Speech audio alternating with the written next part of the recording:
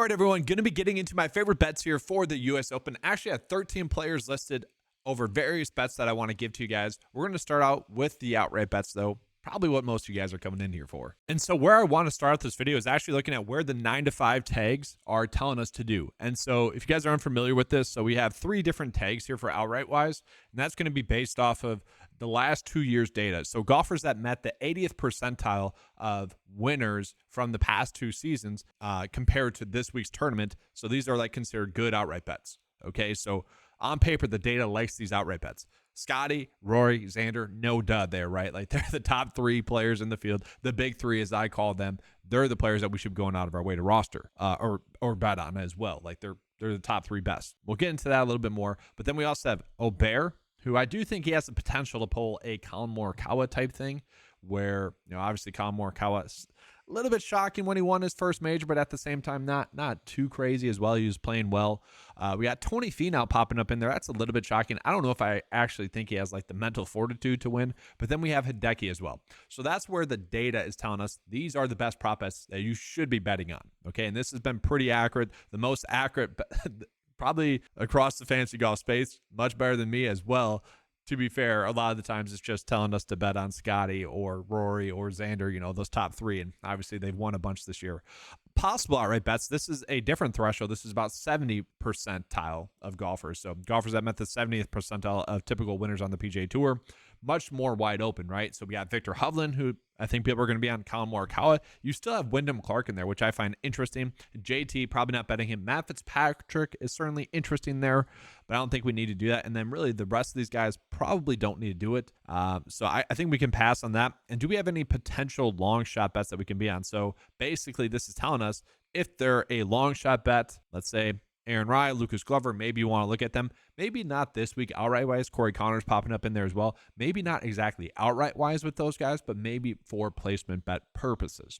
Okay, so that's what the data is telling us to do. Again, the data has been a little bit better than me this year as well. So maybe you guys want to use some of those bets a little bit more so, but I'm going to be echoing a lot of those same plays as well. So let's go ahead and get into that. All right, so we're going to start out with these 6 golfers that I feel are the best outright bets to be on. I decided not to be on Rory, mostly because I'm already on Scotty. I'm already on Xander. Don't want to load up on too much bets where the payout's not going to be as good, if that makes sense. And so a lot of people this year have been, I don't know, like with Scotty, they just been mad that he's been winning so much. At the same time, we have still been getting Scotty at like 3-to-1 odds, which I know it doesn't sound great to like golf bettors, but at the same time, you tell that to someone that just bets on like NBA, NFL, any other sport, and they're like, dang, that's pretty good. So like you can still bet on Scotty. You just have to bump up your unit share a little bit more, or you can just bet on Scotty as well. I'm kind of okay with that, but at the same time, just place a little bet on him, even if that's to like cover your other bets for the week if he wins. That's fine. That's like a slight hedge that you can do. It's just dumb not to bet on a golfer that is by far the best play in the field. That being said, Xander is by far one of the top 3 options. And I say that because Rory I would consider a top option as well. You could just bet on those 3 and probably have a great chance of winning. The reason why I like Xander a little bit more is, one, he's already won a major. Okay, played really well last week, and I was a little bit surprised that he played that well. Just given a little bit of coming in off of a victory, how is he going to perform? Not having that maybe desire to go out and play well again. No, he was ready to go again, which I love. 48 straight make cuts for him. Just coming in, checking all the boxes across the board. And guys, this is what I mean. And I probably should be on Rory. Let's just do it. Let's just do it. These 3, because look at this, guys. Scotty, number 1 in all the key metrics that we look at. Rory, top 6 or better in all the 3 key metrics that we look at. And Xander, top 5 or better in all the key metrics that we look at. It's very rare to get one golfer that does that. That's top 10 in all of them. We have 3 this week. Okay, so they are by far the best plays this week. And so the fact that we can still get Rory and Xander at 11-to-1, I'm okay with rolling with that. Typically, I bet on 5% of the field for my outright bets. And so that's what we're doing with listing 7 golfers here. So Scotty at 3.5-to-1, happy to do that. Rory at 11-to-1, happy to do that. And Xander at 11-to-1, also happy to do that. And you can get Rory at 12-to-1 on BetMGM and Bovada as well. Xander at 12-to-1 on Bovada as well. So there are some better options out there for those 3. From there, I don't know what to do with Bryson, because I've echoed this a bunch. Is that if you guys watched the deep dive video, kind of the PGA Fantasy Golf preview for the U.S. Open, you got this take already. I'm just going to re-say it. My issue with Bryson is that at the Masters, he got lucky. He chipped in twice, once for eagle on 18. Like that stuff, to close out his round, that stuff shouldn't be happening. So you take that 6th place finish, and it's probably just a top 10 finish. At the PGA Championship, he choked. He choked off the tee, right? When he needed to have a good drive, he choked. He put it into the trees. He got extremely lucky. He was able to take advantage of that luck, though. That probably was a 4, maybe 3-shot swing. Definitely a 2-shot swing there, at least. Also, he had 2 chip-ins at that tournament as well, that if you take away those, I'm not saying that they have to be pars or bogeys or both, like it's going to be one or the other of those, but he has probably had like 10 strokes of luck go his way. Now, I'm not saying that that's not part of his game. It is. He's playing well. Like, don't get me wrong there, but man, the amount of luck that's kind of occurred with him to chip in that many times, to have that tee shot that was terrible, to then hit in the fairway, that's where I'm struggling with him. At the same time, I did think that this was going to be his best tournament to potentially win a major. I feel like this course sets up best for him. And so I don't think we're getting good enough odds to kind of show the luck that he had, I guess. But you can still get him at 20-1. Like, I'm happy to do that there with Bryson DeChambeau. And then I do want to point out, okay, the last 2 major winners, Scottie Scheffler and Xander Schauffele. What did they do in their event prior to that major? Scottie Scheffler finished second to Jaeger in his event leading up to the Masters. Xander Schauffele finished second to Rory in his event leading up to the PGA Championship. Who are the 2 golfers that are coming in with a second place finish in their most recent PGA Tour start? One is going to be this man, Bryson DeChambeau. Okay. Obviously, that second place finish at the PGA Championship, that was his most recent PGA Tour start. And then Collin Morikawa is basically the exact same option as Xander, and I would say Xander, not exactly Scotty, but he's coming in off of a second place finish as well. So I do think there might be a little bit of a trend there. Like you finish second, you're going to be good to go, ready, geared up to go to win the next major. And really, we have Collin Morikawa, who does kind of come in checking all the boxes this week in terms of what we'd want to see. So like in terms of comp course history, I'm looking at the last 2 U.S. Opens. He finished 14th last year, 5th the year before that, and then also looking at the PGA Championship and the Masters. I want to see how these golfers have played in these majors. And Collin Morikawa finishing 4th and 3rd. I love that there from him. The one concern that I have from him is that his total driving and ball striking has not been as good as you would want it to be. That being said, he's really good with long iron accuracy. Greens gained is 16th in the field. Effective scoring, which is that 9-to-5 stat that basically measures basically a golfer not playing dumb to risk getting a miscut, but also their ability to have a top 10 finish, have a win. Ranks out 4th in the field there, so love that there from him. And we can see over his past 7 starts, 1, 2, 3, 4, 5 top 10 finishes. Okay, no bad starts in his last 7 starts. And so he's coming in the second best recent form in the field. He's just kind of the no-brainer bet this week, given the fact that we can get him at 16-1. He's kind of the next best option after Scotty, Xander, Rory. Okay. And then from there, I am going to place a little bit of Aubert. And if you can get him at 25-1 on Bovada, are there any other sites out there that are just Bovada 25-1? I feel like that's a very good bet for him. I feel like you should take advantage of the bet. Had that one bad start at the PGA Championship, which wasn't terrible. It was still good. So I'm happy to get there with him. And then Hideki. Hideki's someone that needs to get a start in prior to a championship is kind of what we have come to see. So his finish at the PGA Championship not being all that good, not too worrisome for me. And so when we go ahead and take a peek at Hideki in terms of like data-wise, he's looking like a stellar play. Again, you would like him to be a little bit better in total driving and ball striking than he has been thus far this season. But he's another player where we have a victory mixed in there. We have a 6th, a 7th, and the 8th place finish for him. He has shown that upside already this season. A previous winner in a major as well. So he already has that kind of to lean on if he needs to. Has played well at the U.S. Open when he's been on his game.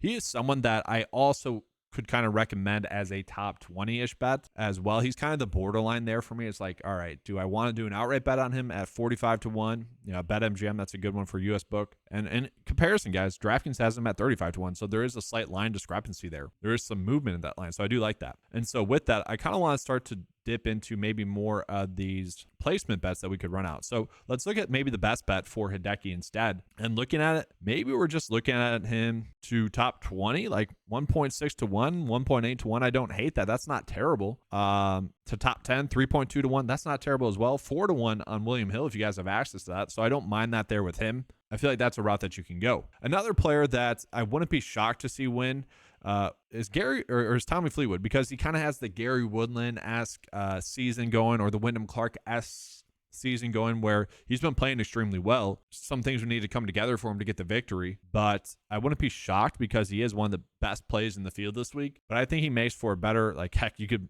use him with a made cut parlay potentially, like him and Hideki or something. Like, that's not terrible because they're both 0.32 to 1 to do that. I don't mind that, but with him, like a top 20 BetMGM 1.38 to 1, and they pay out ties. Like, I don't mind that. They pay out ties and fulls. Like, I don't mind that as well. Another player where I'm on the fence of placing him as an outright bet, maybe a little bit lower, was Corey Connors. We saw him popping up 90 to 1 on FanDuel. They're probably going to get my money there, guys. They probably are, just because he is a good long shot bet. Now, he needs some things to come together, but in terms of like plays that are better, like we compare Tommy Fleetwood to Corey Connors. Tommy Fleetwood was like the 6th best pick in the 9 to 5 model. He just hasn't had that upside that we would want from him. That's why I think he's a better top 20 bet. Whereas Corey Connors, he has shown a little bit more upside, a little bit more ability to get a top 10 finish. The issue with Corey Connors is the length could really start to hurt him. That's why it's tough to imagine him winning, and that's why I think he's a better sort of placement bet. But at the same time, he hasn't produced good results at this tournament. But you could have said that for any of the majors as well, and he has been able to at least finish 26th and 38th at the majors this year, which is better than what he had done the previous years. And so with Connors, like, I am struggling to know exactly what I want to do with him. At the same time, feels like a very easy made cut bet at 0.48 to 1 on DraftKings to make the cut. Like, that's just, they're telling us to bet that. They're just like, here's free money, take it. And I'm happy to do that. And then just 2 more placement bets that I want to touch on as well that I like. Billy Horschel is someone that has now made 4 straight make cuts on the PGA Tour. Also has a victory mixed in there as well. He is someone that changed his shot like a year and a half ago, and it was very strange coming in off of one of his best seasons in his career. I'm like, why are you doing that? I think we're starting to see why, because he's able now to be able to compete in events like this a little bit more. So I think that's a good thing. I don't see him winning at all. Really don't, like, no need to do top 5 first round leader bet, but maybe potentially a top 10 bet at 10 to 1, 9 to 1. You know, on some sites, I don't mind that. To top 20, you can get him at 3.6 to 1. So if you guys are someone that says, I don't want to bet on Scotty, you could just bet on Billy Horschel to get a top 20 finish at about 4 to 1 on some sites. Like, that is pretty darn good as well. And if you are wondering what's good about Billy Horschel, well, let's take a peek. Again, coming in with 4 straight make cuts, 15th, 24th, 8th, and 52nd. Good there. Already won. Has had really good results at the U.S. Open, somewhat, in terms of making the cut. Good enough. 43rd, 65th, and then he had an 8th place finish at that PGA Championship. So he's not terrible. He's someone that should be able to make the cut. And so if you just want to do a make cut bet on him, I think that would make sense as well. And then 2 more quick ones here. We got Aaron Rai, who, man, his number to make the cut, 0.9 to 1. That's almost like, that should not be happening. He is a stellar play this week in terms of making the cut. You could parlay him, Billy Horschel, and this next golfer together and get a pretty nice payout there on DraftKings. But we go ahead and take a peek at Aaron Rai now. Aaron Rai is someone that has just been playing like too solid of golf this season to be at almost like 1-to-1 payout there. Pricing on DraftKings is too low as well, it would seem. Like, recent form-wise, let's list it off. 14th, 32nd, 39th, 4th, 23rd, miscut, 58th, 7th, miscut. Okay, so more recently, Ben stellar, 5 straight make cuts. Played well at the PGA Championship. An extremely good staff at 11th in the field. In terms of ball striking, 8th in the field. Okay, so his game does set up pretty well for this track, and he should be able to make the cut. And now this last one, I am kind of on the fence on. I was hoping that we were getting some make cut props for him, and we probably will be as the week progresses. But right now, Adam Svensson, maybe looking at like a top 40 bet. This is one that I just want to toss out there for you guys once those bets are made available. Adam Svensson to make the cut, probably be a good payout for you. Probably, let's see if we are getting any at all. We're getting none really. And so I don't want to tell you guys to bet him to top 4. It's just a good make cut bet. Let's just put it that way. And so again, I know we don't have this line available just yet, and he only has about a 58% chance to make the cut. That's not terrible. Still ranks out top 60 in the 9-5 model. And I do want to point out, guys, I should have pointed this out. It is going to be T60 in ties, not T65 in ties, not T70 in ties, not players within 10 strokes of the lead, T60 and ties to make the cut. So that's why we are seeing some of those make cut bets be a little bit better in terms of their payouts than they typically would be. Okay, so I should have pointed that out. Apologies, but that is why we are seeing that. So a little bit more risky with that as well. but that's why I like chasing those golfers that have been in some good form. So Adam Svensson is someone that has made 9 straight cuts now on the PGA Tour, and he's just really popping. Consistent golfer, has made the cut at last year's U.S. Open and at the PGA Championship as well. So he is someone that I think his game sets up extremely well this week as well. So if you guys want access to any of the tools that you saw in this video, make sure to head on over to 95sports.com. You can sign up using the pricing and plans. Look at the golf tab. There's a bunch of stuff there. Head on over to the homepage as well. That will always show you guys the most recent PGA DFS write-up. So I'll be doing the U.S. Open write-up here later on today. You can see the most recent golf videos, most recent prop videos. And if you guys want access to that weekly write-up, come here, enter your email to subscribe to that.